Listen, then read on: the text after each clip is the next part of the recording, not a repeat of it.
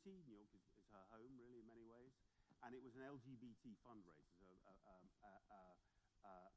a fundraiser by the LGBT community to support her candidacy to become president. And here's the passage. I can't do any of the accents, I'm afraid. You're going to have to accept Hillary Clinton and the Queen's English. You know, to be just grossly generalistic, you could put half of Trump's supporters in what I call the basket of deplorables, right? The racist, sexist, homophobic, xenophobic, Islamophobic, you name it. And unfortunately, there are people like that. And he has lifted them up. He's given voice to their websites that used to have only 11,000 people, now 11 million. He tweets and retweets their offensive, hateful, mean-spirited rhetoric. Now, some of those folks, they are irredeemable, but thankfully they're not America. They're irredeemable, but they're not America. Well, they are America, actually. I mean, they are 20%. At that point, Trump was about 40%, I guess, in the polls. There's something like 20, 25% of the country. And that this is a progressive politician saying that these people are irredeemable. Now, that's what her audience wanted to hear. The immediate audience, her friends, every single person at that fundraiser was going to vote for her already. So her friends believe that. Many people here no doubt believe that. But what did that say when it came? She'd kind of forgotten it was going to be on television and that the entire country was going to... What did that sound like to a moderate who was thinking of voting for Donald Trump? Does she think I'm irredeemable? Irredeemable is a very strong word for a progressive politician to use. Most people of the left believe ultimately that everyone is redeemable. And I think that one of the real problems we've got, and I think we wrestle on how to cover this, is that we have groups in our countries who think each other are irredeemable and are not worth talking to because there's no point talking to them. They're irredeemable, and there's no point listening to them. And that's, to me, begins to get to a fundamental problem in democracy. Democracy, it seems to me, invented here. Democracy is kind of, it's an instrument designed to force you to listen to people you don't agree with. That's the point of it. Anyone, you don't need a democracy if everyone agrees with each other. It's a mechanism where you can sit down, and you're kind of forced to sit down and listen to other people. When you start with the language of irredeemable, you're saying there's no point. There's no point. And one of the biggest risks for us, it seems to me, is getting into a psychology, which is now very widespread in America and the UK, and I think also present in continental Europe, that there are people who should not be listened to. I had a room full of philosophers, actually, university philosophers in New York, and I was talking about listening, and somebody said, "You're not suggesting we should listen to racists, are you? Who wants to listen to a racist?" There's a very big movement in the UK called no platforming, which is you never, ever give racists and fascists a platform. You never let them speak, essentially. Now, I just want to say, when you don't listen to people, you can't understand them. Many people use the word listening to as if it means to condone or to accept or to give credence to. And they're against that because they think these ideas are so repugnant that you should never, ever give any credence to them. I want to say that you need to listen to people if you're going to have an argument with them. You can't begin to convince someone of an argument unless you begin to understand what they're trying to say.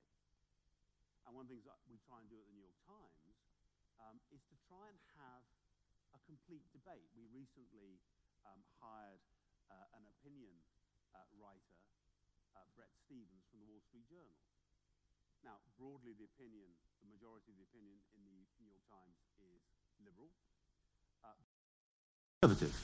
His first opinion piece was about his skepticism, not so much about climate change, but about some of the kind of sacred certainties that people express about climate change.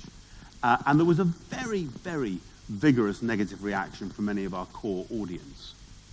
But it seems to me, unless you can hear clearly and intelligently other people's ideas, including, crucially, ideas you profoundly disagree with, we won't get anywhere. And it seems to me that the great institution that was created in this city was precisely the idea you have to listen to ideas you think are repellent and wrong.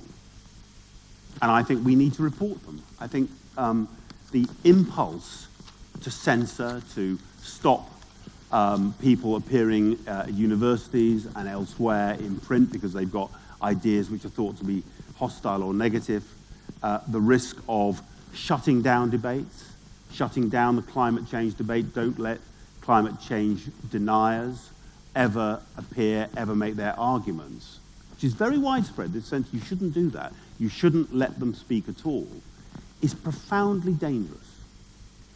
And it's based on a kind of almost childish idea that as long as you've convinced yourself and you've convinced your friends, the argument is over. But it seems to me an argument's over when you've convinced the other person. And I think one of the things we have to do if we're against racism or we are in favor of immediate action on climate change, for example, is to go on arguing long after we've convinced ourselves and convinced everyone who we agree with, but until we convince people who are not convinced. And so when I talk about the need for listening, I mean listening as a prelude to arguing for what we believe in. Let me just finish with the kind of beginning of the European project. And again, it's about rhetoric. There's a moment, let's call it 800 AD, when Charlemagne the great Frankish emperor, has finally become emperor, and he's sitting there in Aachen, Aix-la-Chapelle, and he's thinking about rebuilding civilization. He has a sense, as everyone does then, of what's been lost, the classical moment that's been lost. And he's thinking, now is the moment to rebuild it. So where do you start? And they start, Alcuin, who's a Brit, Alcuin of York is his kind of main strategist, is a monk. And Alcuin and Charlemagne decide you begin to rebuild civilization by teaching rhetoric. And it's not because they want fine after-dinner speeches or kind of weddings with lots of, anecdotes. It's because they believe that this is the way you understand and how you begin to get people to work together. And I'm going to quote from the German historian Johannes Fried, who's written this fantastic book about the Middle Ages. And this is Fried on, imagine Charlemagne and Alcuin are kind of sitting by a fire in the middle of the Dark Ages. How do you restart civilization? This is what Fried says. The rhetoric which they revived was much more than simply a debate about language and the art of fine oratory. In conjunction with the revived discipline of dialectics, rhetoric provided a theoretical and practical epistemology and gave rise to a mode of thinking that began to guide the way people acted, and without which the intellectual revival of the Latin West would have been unthinkable. Now here's the important bit. Over time, both disciplines also taught people to pay heed to the opposite side. In other words, not merely to comprehend their own society and its world, but to embrace what was alien, to approach it in an understanding way, and to assimilate it intellectually. In this, these two disciplines constituted the essential character of European intellectualism. So paying heed to the opposite side and to what is alien. And I want to say very precisely that I think what we're seeing in some of our societies, most clearly in the United States at the moment, is that process unraveling. Alternative facts, confusing opinion with reality, believing that everything is relative, believing that it's okay to manipulate public discourse and facts. This is what's happening. And the kind of foundation laid at the beginning of the European project around trying to get to kind of some shared common ground about reality on which you can then argue about what's the right way forward is now being attacked. It's been attacked by crazies. It's been attacked by money-making merchants of fake news. It's been attacked by dark forces, countries who want to distort and manipulate and to drag down what's happening to our countries. And against that, and by the way, it's being repeated and magnified by some of the most powerful people on the planet, including the man sitting currently in the Oval Office of the White House.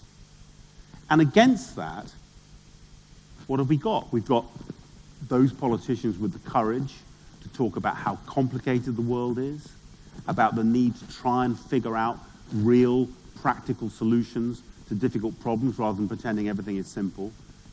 And also, God help you, you've got him and me. You've got the media. And let me just finish by saying, this is the moment for journalism. It's the moment for journalists to stand up and to have the courage to actually explain what's going on in the world, not to pay disregard the terrible threats we face. I was in Mexico a week ago, where journalists are killed routinely in Mexico for doing their jobs. Now, we're not under those kinds of pressures, but everywhere to have the courage to stand up. And I think the next few years are going to see a fundamental fight over the truth and about this idea of keeping this common ground open, which seems so fragile in so many countries. And if I had one piece of advice, in addition to support journalism, pay for journalism. Journalism costs money and it needs to be paid for. Good journalism is a quality product, it needs to be paid for. But in addition to that, with your children and your friends, think about how we encourage people to develop the kind of critical faculties of listening, to try and listen to what people say and try and judge whether they should believe or disbelieve what they say, and how we can constantly make sure they get exposed to the other, the alien, and can confront and understand ideas and ideologies which are very different from their own. That sounds like a small thing, and sometimes it's called civics in schools, but to teach young people how to listen, to teach young people how to make sense of the world, and how to begin to be open to other ideas and other cultures is the way to rebuild civilization. Thank you.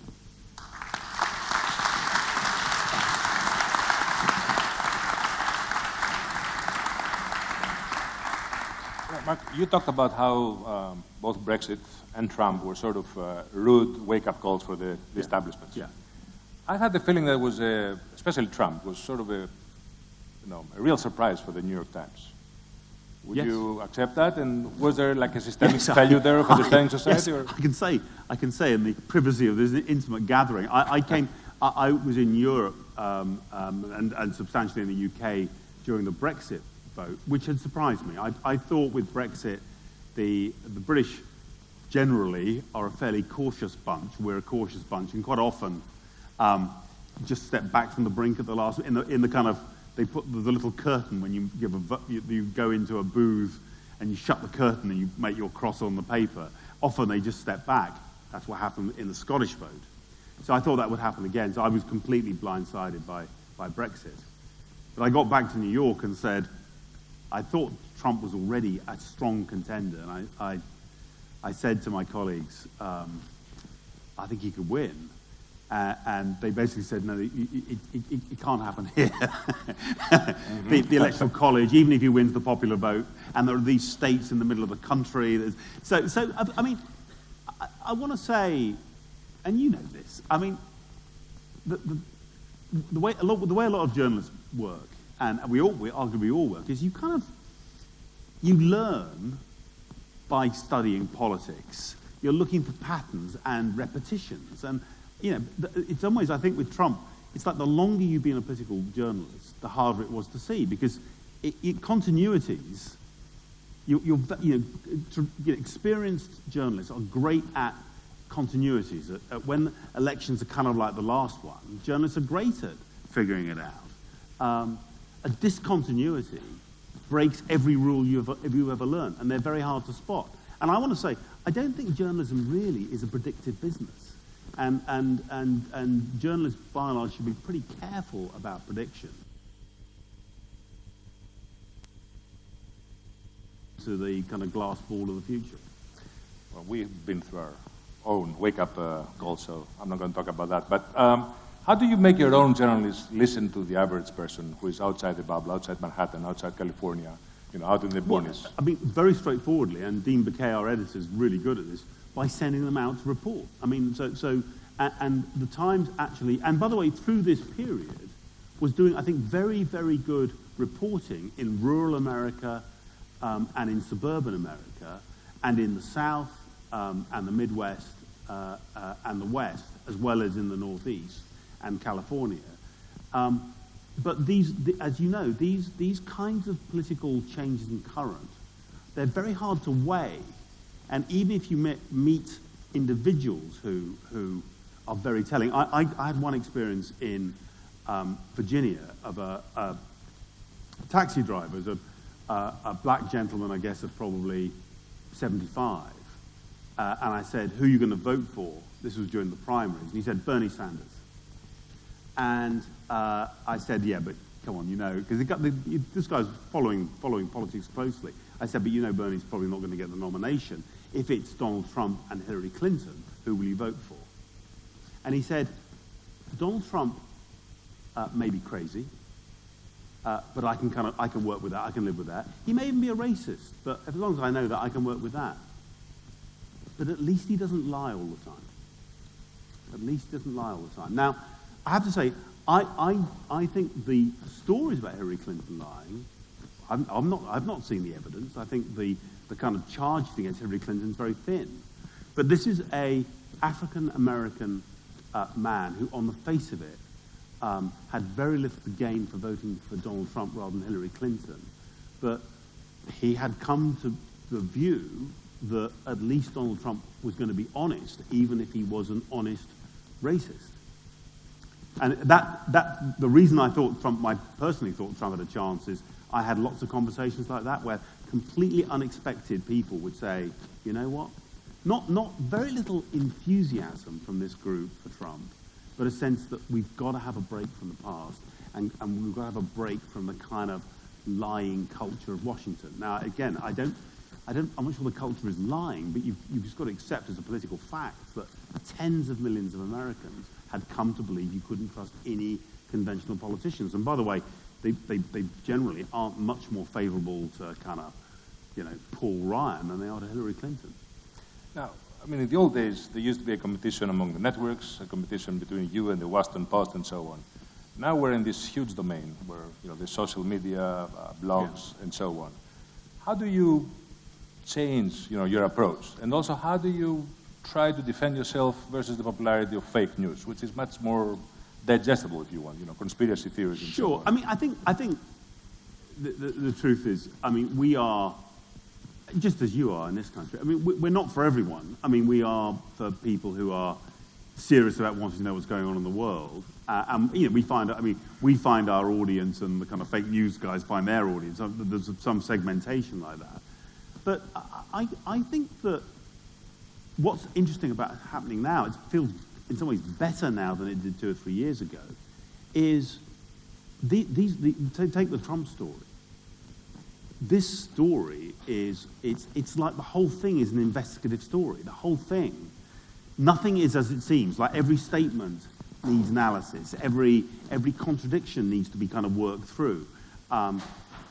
There's a whole world we don't really understand yet where these stories go about what really happened in the campaign, to what extent was there clearly there was Russian involvement, to what extent was the collusion or a conspiracy between the Trump campaign. You know, what about Donald Trump's finances? Everywhere you get the firing of James Comey. And we have massive investigative teams. We put another $5 million+ into investigation in our Washington bureau in recent months. So we have the kind of capability of covering this story in a way that almost nobody else does. And the incredible thing, which is not what anyone predicted, I mean, I fell in love with the idea of journalism when I was 14 and 15, and I was sitting in England hearing about Watergate and the exploits of journalists from the New York Times and the Washington Post covering Richard Nixon's White House. Spin forward, rather worryingly, 45 years. And honestly, it's not BuzzFeed, it's not Politico, it's not the Huffington Post, it's the New York Times and the Washington Post who are doing the work. And every evening, turn on cable TV news, look at the internet, the stories we're doing are then being repeated and commented upon and argued about. So actually, I think the space, given what a frightening world it is, the space for quality journalism, I think is getting stronger, actually. Do you have a sense that Trump is reading the New York Times every morning? Yes. Yeah, and I would say specifically, interesting enough, reading the print edition. Really? How do we know that? We put stories which possibly he wouldn't like on the web. So you're trying nothing happens. You're trying to temper I mean, there's a morning ritual. I mean, a lot of the very hostile tweets about the New York Times, failing NY Times, you know, lying again, they have no sources, their business is collapsing, blah, blah, blah. Each time he does this, by the way, our subscriptions go up. But they've got times like 6:27 a.m., 6:17 a.m., and I think he's prowling around in the early hours, and then the New York Times arrives. He starts reading it, and then bam, and he reaches for the phone to start. The spelling, as you know, is not always perfect, but it's very. I mean, it's a very intimate relationship. I mean, as people here will know, he grew up in New York. Has known people at the Times. I mean, let's not. He's a great New York character. You know, he was around. He knew Punch Salzberger, the father of the current chairman, and knew many other people, and was friendly with some Times journalists. And when he came in, I mean, we had a kind of pantomime day where he invited himself after the election to come and see us. And then we'd always said, you can come, but it's basically got to be on the record. You've actually, you know, we're going to, by all means, meet our editors and reporters. They'll ask you questions. The whole thing will be on the record. And there's like a 90-minute press conference with the future American president. Good thing to have. And I think the people around him at the last minute had cold feet about whether, this was only about 10 days after the election, whether this was a good plan or not. So then he tweeted that morning, you know, the liars have changed the rules. I'm therefore not going to come. And there was a backwards and forwards. Eventually he turned up, you know.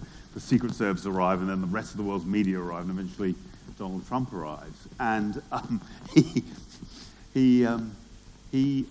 by this point, is in complete charm mode. And by the time he left, he went down and did a kind of informal press conference downstairs, and he described the New York Times as a jewel for America and the world. So go figure. You know? That's bipolar, I would say that's it. And he's, you know, he's got that thing, which is to be fair, he does listen. He's a listener. If you haven't done it, it's a kind of slightly scary thing to do, but watch him doing one of his rallies. I watched the 1 hour, 15 minutes of him in Phoenix recently. You know how a comedian builds up a great material by actually using the material in clubs and working out what people like and what they laugh at. That's what he does. He's got a kind of shtick. He tries ideas, he finds out what works, he uses it next time round. Hillary was doing these, you know, rigid. So one time she went off script. I'm afraid we got the basket of deplorables. But generally she was sticking very closely to, I'm sure, words which have been focus grouped, and they found keywords which audiences liked, and she just repeated this stuff, always with friends around, so everyone adoring and applauding and all the rest of it. He was doing these kind of crazy rallies with hecklers over here and people screaming over there, and kind of extremists with kind of, you know, almost, you know, sort of, you know, completely out of it extremists screaming as well. But he was kind of listening and learning. And when he came to us, he was genuinely listening to the questions. And often, quite funny, I asked him, a perfectly serious question. Are you going to take the First Amendment? Given what you said about the media and about libel, are you going to take the First Amendment seriously? Are you going to protect freedom of speech? And he said, look, I know I've talked about tightening the libel laws, but it's been pointed out to me that I'd only be sued myself, so I probably won't do that. And he said, as for the First Amendment, I think you'll be okay. Now, I think you'll be okay is not a particularly ringing endorsement. But it's very human. I mean, he kind of answers questions like a human being rather than a politician. Do you have a feeling of being harassed sometimes by the White House spokesman or by social media supporters and so on? There have been some straightforward occasions where we were excluded from one briefing. We were one of a number of publications excluded from a briefing. Generally, I have to say, I think Trump's White House has been very open. I mean, their tactics are to engage, typically. You don't take their denials very seriously, I gather. Well, we report them, but I mean, our experience has been quite often the denials are then denied themselves. I mean, the story, and one thing that interests me from a kind of point of view of language is that Trump is much more like an ordinary human being in the sense that he's quite comfortable with, most of us in our private lives,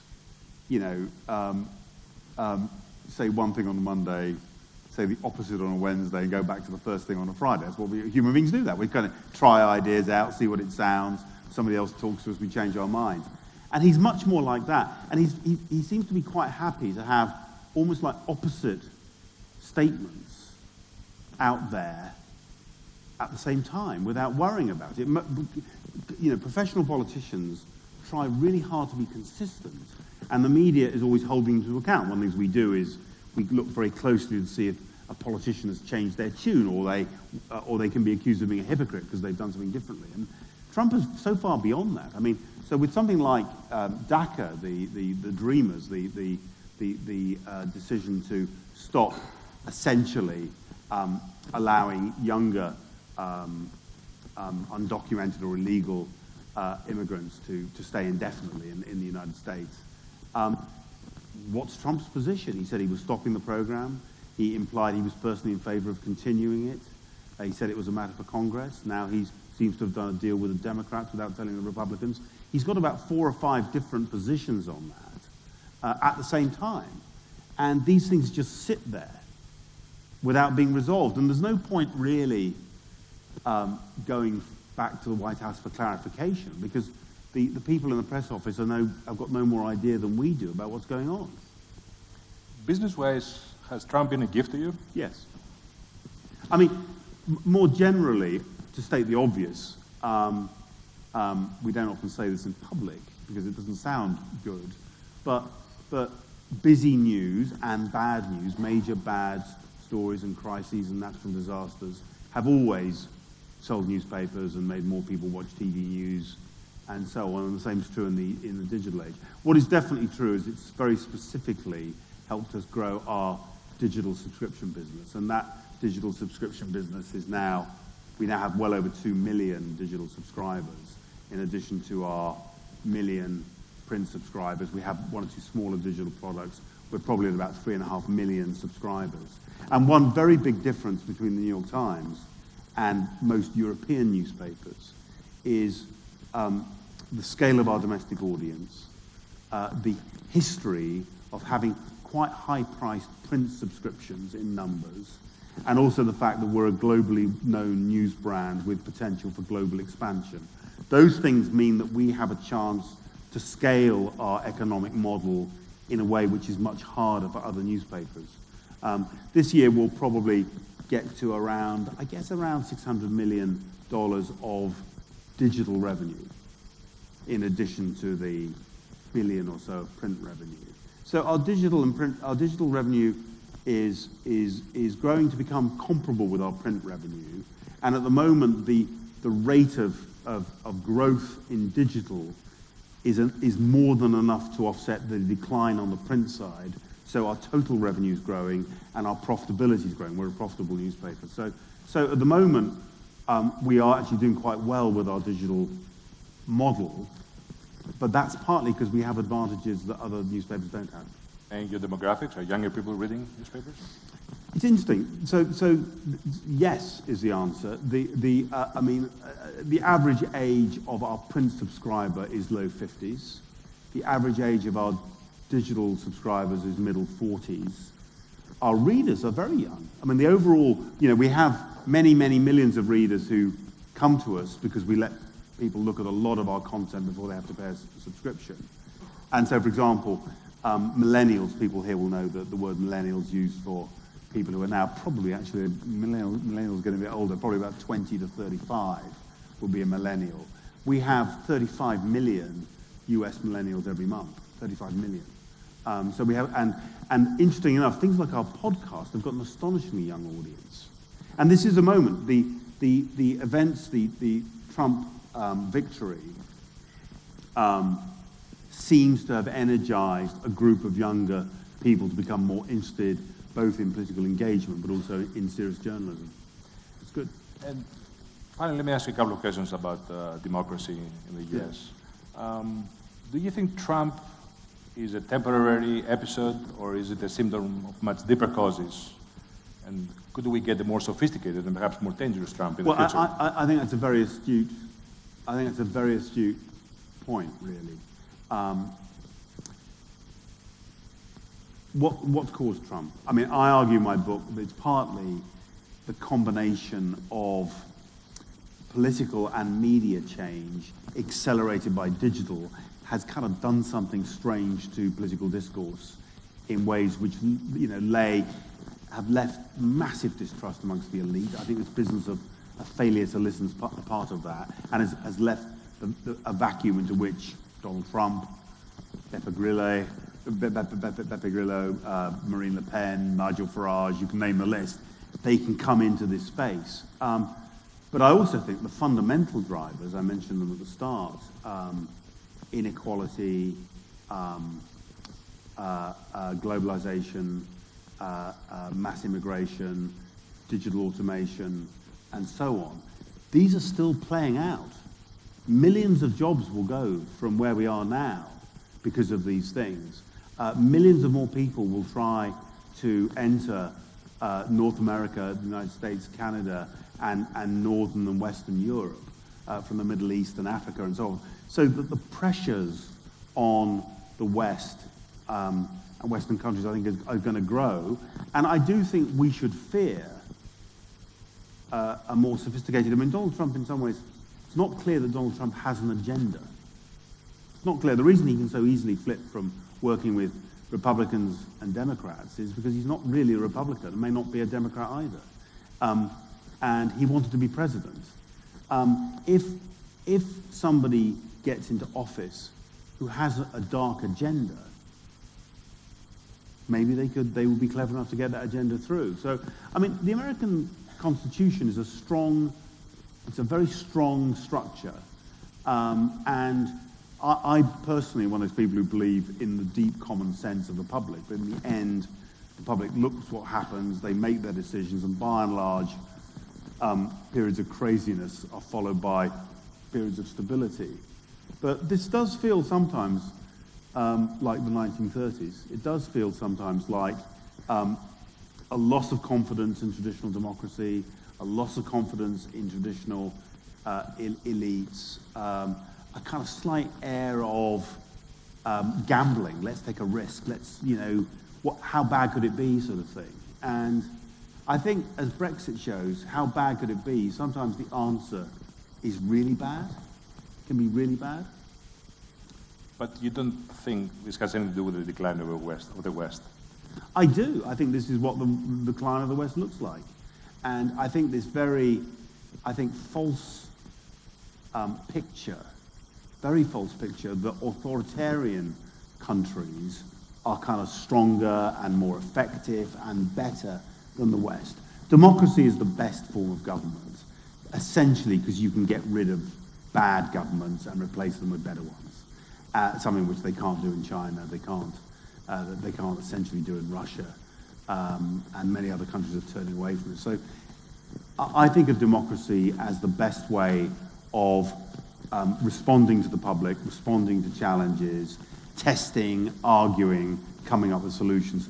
Pericles, famously in the great address, the great funeral address for the Athenian fallen in the Peloponnesian War, says, we Athenians, some people think if you spend your life debating, you make bad decisions, but we think everyone in Athens, ordinary people, everyone's interested in public policy, we get together and we think that when you argue about what you should do with everyone involved, you make better decisions. And I think that that spirit of it's the best way of getting the job done, quite apart from concepts of liberty and freedom and so on. But there's a moment where it feels like there's been a lack of confidence, or a kind of loss of confidence about that.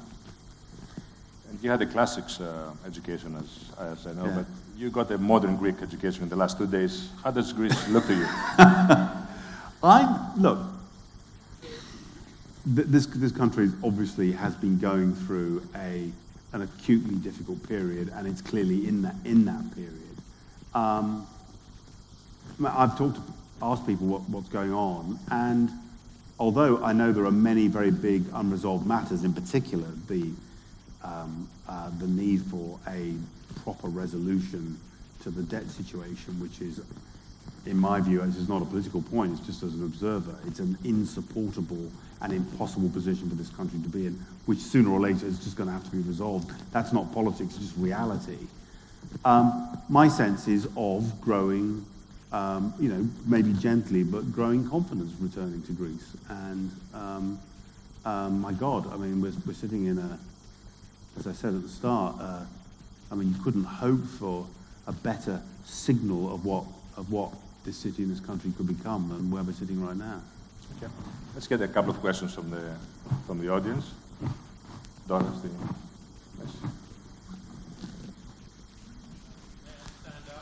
Just a minute. Sorry. Mr. Thompson, I'd like to ask a question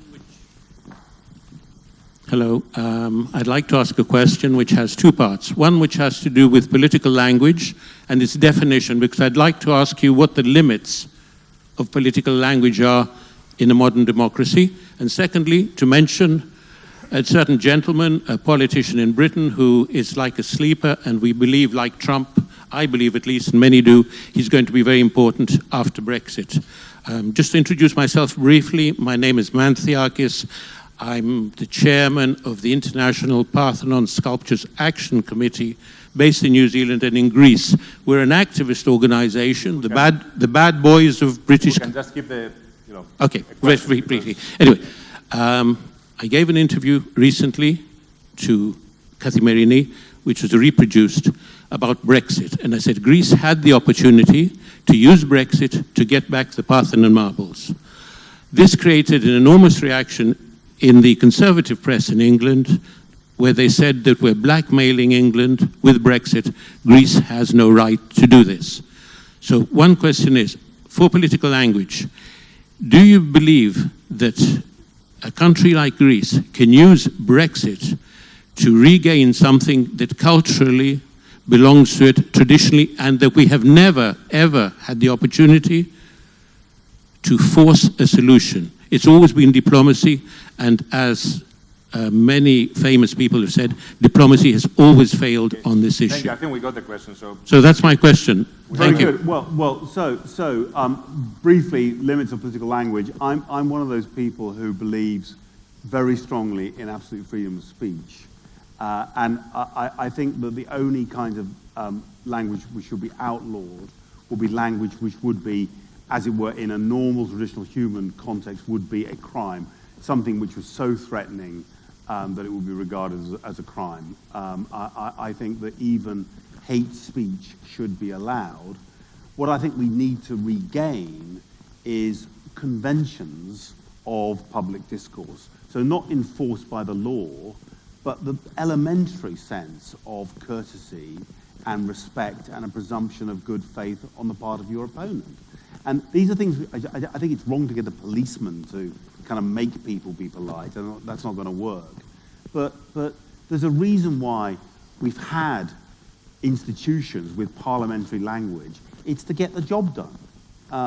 And the business of listening properly rather than just screaming insults at each other. Now, as for the magnificent marbles, I won't call them the Elgin marbles. I have no views about that whatsoever. But if you say to me, does Brexit mean that almost anything can be on the table? One of the main issues with Brexit, seems to me, is a Pandora's box. I agree that, I mean, I think many issues. Gibraltar is another example of something which is gently rising up the agenda, and something which, by the way, is incredibly serious. Perhaps the most serious thing of all is the issue of the border in Northern Ireland. And obviously the last thing, and to be fair, I think everyone understands this, though we haven't got a solution yet. The last thing you would want would be for the Brexit process to spark a return to violence in Northern Ireland. That's a very unsatisfying answer for you, but there it is. Thank you very much. Would you consider politicians like the Prime Minister of Canada or the President of France or Bernie Sanders that you mentioned, this new kind of politician that listens to the people and is kind of antidote to this discourse? It's so interesting, isn't it? I mean, I could find things which would certainly would support that, but I can find, when President Macron talks about the kind of Jupiter thing and kind of the re-establishment of the mastery of the presidency in the middle of the French side, that doesn't feel particularly friendly to the public. But in other ways, I think that one thing I admire about President Macron is he has been prepared to talk about trade-offs. I thought that Bernie Sanders was no more willing to talk about trade-offs than either Hillary Clinton and Donald Trump. I mean, I think one of the basic tests of whether a politician is a serious person or not is whether they're prepared to tell the public at election time that there are difficult decisions to be taken. Real government is all about difficult decisions with too little information and too little money. That's the nature of the profession. And yet politicians pretend, usually, even, politicians in other ways we might admire, that everything's easy, and it's okay, and it's simple. And it seems to me that Bernie Sanders was no closer to confronting the difficulty of what needs to be accomplished than anyone else. And I also note that, he's a senator for Vermont, and you'll notice that on the issue of gun safety in the United States, Bernie Sanders has nothing to say. And he always votes in favor of maximum freedom for guns.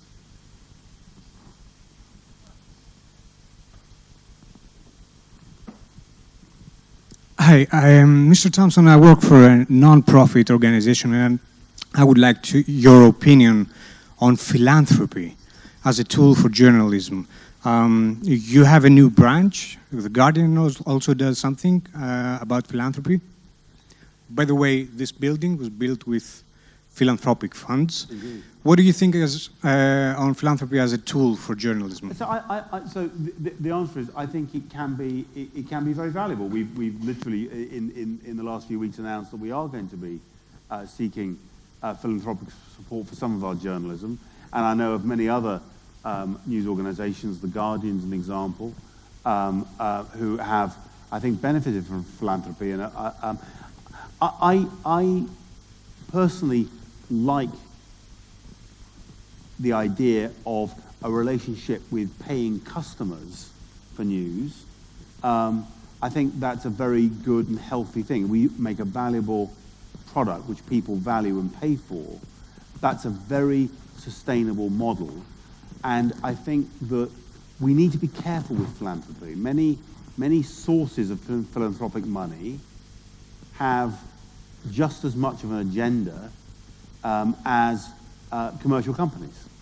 I'm not suggesting that all do. Some of the finest work being done in the world is done by philanthropists in a very altruistic and disinterested way. But we shouldn't be naive about philanthropy. And we must never take money from anyone who's going to dictate how we do our journalism. So I think there are some dangers of philanthropy, but I think in principle, philanthropy, particularly for smaller publishers or for publishers in smaller countries, it may be an important part of the way of keeping journalism going. And I have to say, there's a version of philanthropy when a very wealthy individual or a wealthy company is prepared to continue to pay for a news organization as it were, a division of their operations, even though the news organization makes a small profit or no profit at all. So I think philanthropy and a broader sense of kind of civic mindedness can play a part, definitely. Okay.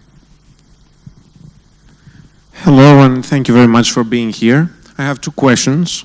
The one is for the United States and the other one is for the United Kingdom. So the first one is, do you believe that the previous American administration actually sort of created the Trump phenomenon via celebritizing politics? And the other question is, do you believe that the United Kingdom is going to reach a conclusion with the European Union in due time about the Brexit negotiations? Thank you. Two really big questions. I think the kind of celebritization it's not really fair to lay that at Barack Obama's door. Western societies have managed to celebritize virtually everything. I mean, we've now got famous dogs and cats on YouTube, you know, celebrity dogs and cats. And so I think that's a kind of a universal thing. And by the way, you know, to go back to Aristotle, there's a very particular reason for it, which is ethos. It's obsessing about the character of the person who is speaking or acting or doing in strange ways. So celebrities are allowed to opine about vaccine safety. The character, the ethos that they develop through their celebrity in reality TV apparently gives them some authority to talk about subjects they know nothing about. So that's a very general characteristic of I think, of modern life, most particularly in America, but also everywhere else. So I'm not going to make a prediction about the negotiations, except to say I would take seriously my point that I think the British are finding it very, very hard to listen to other Europeans, and when you find it hard to listen to your counterparty in a negotiation, it's difficult to come to a satisfactory conclusion. I mean, my view is that the dangers of a kind of cliff edge, very last minute negotiation, or even of the UK leaving the European Union without anything negotiated at all, is so great that it's likely, it's a very European Union thing, that there'll be some kind of scramble at the end to do something. But I think that they've made very little progress so far. When I talk to privately to British diplomats, they're very concerned at the slow rate of progress at the moment. Hello. To what extent do you believe that social media have played a decisive role in the fragmentation of the political system and the rise of the so-called social, the echo chamber effect? So I mean, I want to say it's the internet. It's the internet. The internet presents as social media at the moment because that's its current and popular. But the internet's a shapeshifter. But the universal, instantaneous transmission of information, and the fact that almost anyone can put something up onto the internet which can be shared across the entire planet in seconds, is certainly a massive accelerant of everything. For us, it means the news cycle and how quickly a political action has a reaction, and the reaction has another reaction. This happens in minutes or even seconds, and in a way which in our careers would have been hours and days. It happens, so it changes many things, and I think it means often that it introduces a kind of hysteria into the proceedings. So exaggeration, vitriol, and people also feel, I mean, I think one of the things that happens is that when people are insulted on Twitter, they feel the need to insult back. It's understandable in a way, but you get this kind of instant sort of tit for tat and kind of growing cacophony. But this is not a new phenomenon. Many of the observers of democracy in this city 2,500 years ago thought it was an appalling disaster of people screaming at each other and of chopping and changing. There's a moment in Thucydides where there's a rebellion or a revolt in Mytilene, and a ship is sent to massacre everyone because somebody makes a speech in the assembly. The next day somebody else makes the opposite speech. The assembly says, oh shit, we better send another ship. And Thucydides, who doesn't like democracy very much, you can see him saying, well, that's democracy for you. It's kind of people rowing to catch up with each other. So it's not a new thing, but I think it's been kind of weaponized by digital, yeah. One question there.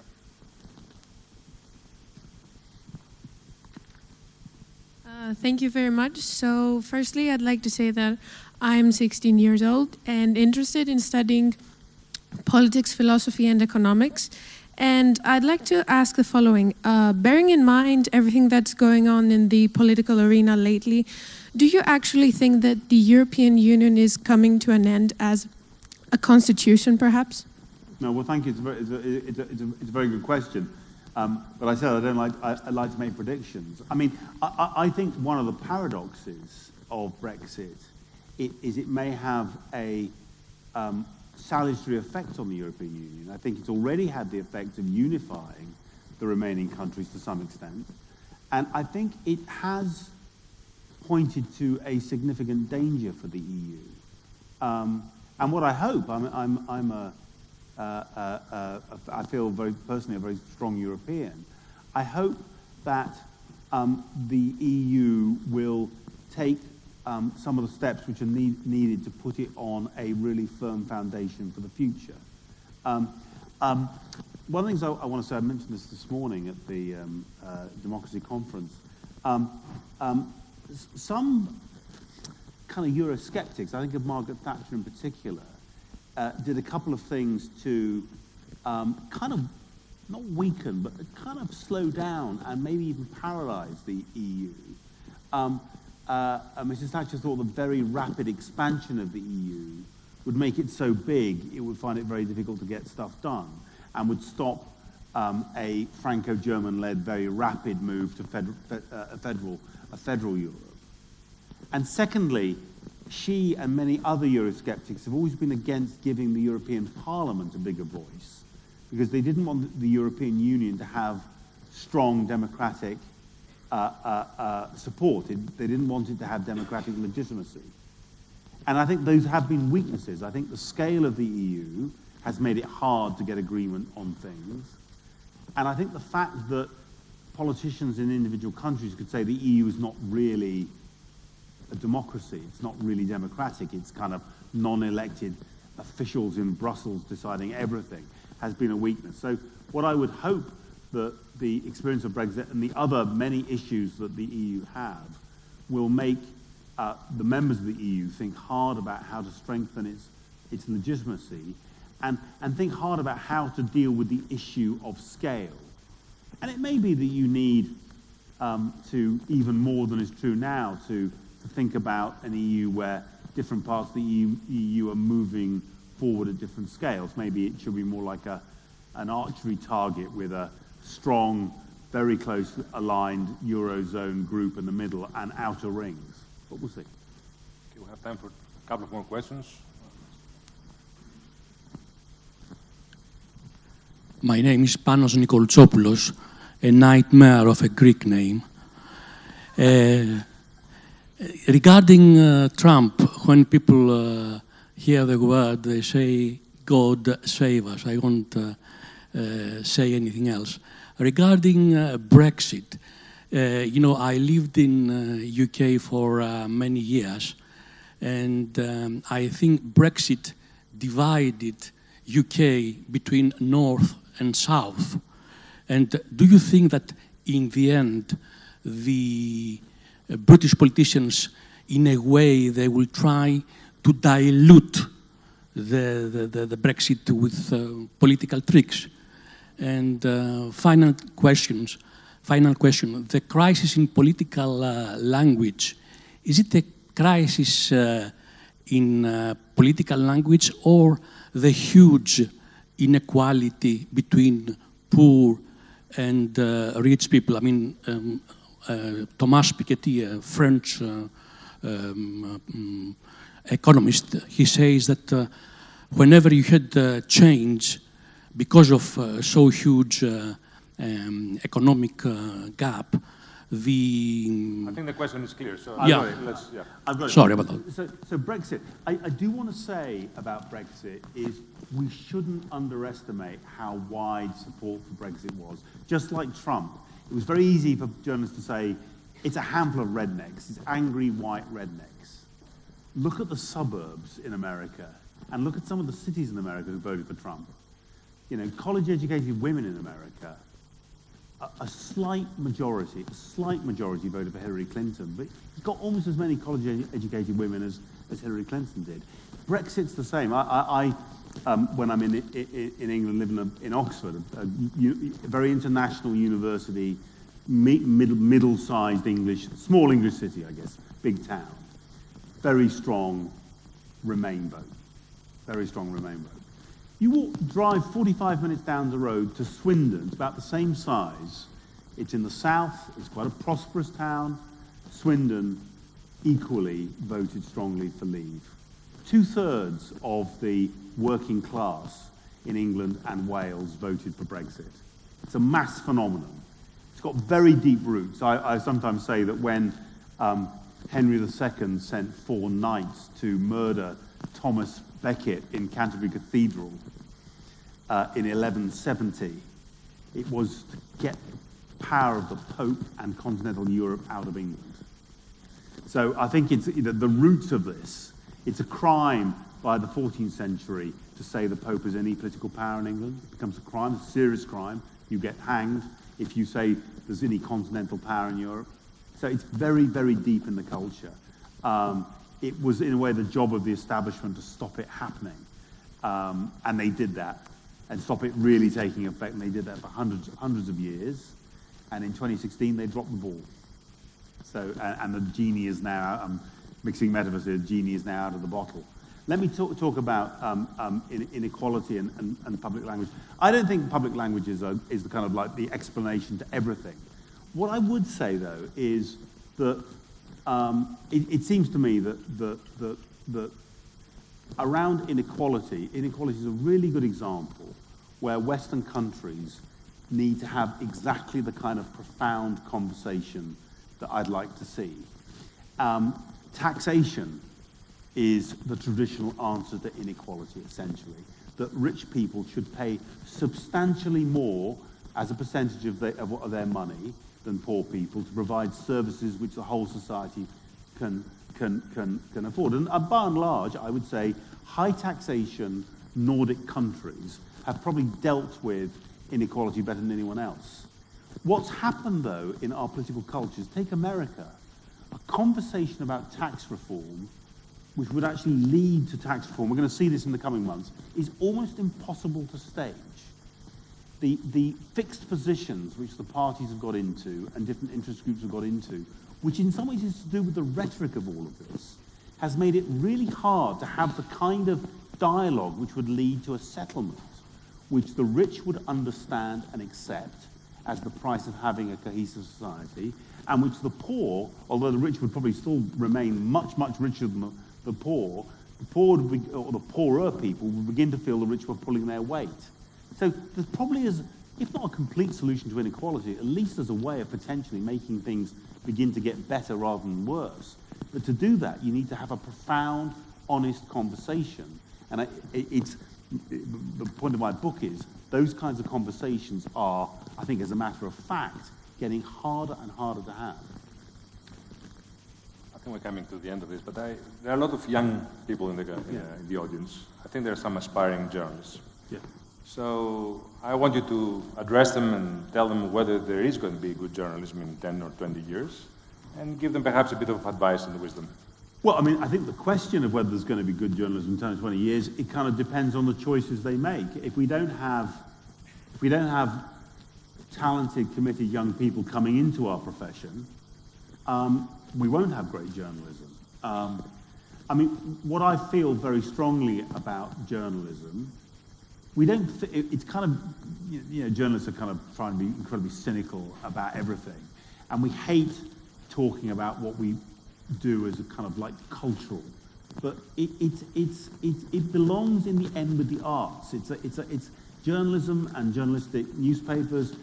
These are cultural objects, and they require, it seems to me, people who have a cultural vocation, who have a kind of creativity, because journalism is creative, and who want to commit themselves. Journalism is not anymore, if it ever was, a kind of get-rich-quick scheme. Most journalists in most countries are finding it quite hard to make a really good living out of it. I mean, there are many professional journalists, but it's becoming harder. It's becoming more like the arts. There was a period in the 20th century, essentially because of print advertising, when it was a very lucrative business making newspapers, and journalists shared in some of the benefits of that. That's changing. But if you've got a passion for it and believe it's the right thing to devote your life and your energies to, I still think it's a very, very rewarding thing to do. And I also think it's an essential part of democracy. I think that honest reporting of what's happening, so that the public at large, when they vote, when they form their opinions, are forming on the basis of good information.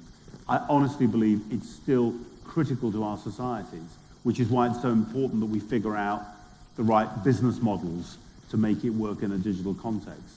The means of production of journalism have never been better. The power to make incredible multimedia journalism is in the hands of anyone with a smartphone. You've got everything you need with your smartphone to make fantastic content in sound and picture as well as in words. So we can no longer say you need a printing press, you know, you're being excluded from journalism.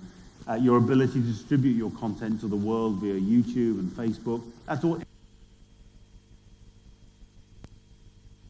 Start doing journalism. You don't need somebody to give you permission. You don't need a kind of one of those rare internships to do it. Just start doing it and start getting your cuttings together.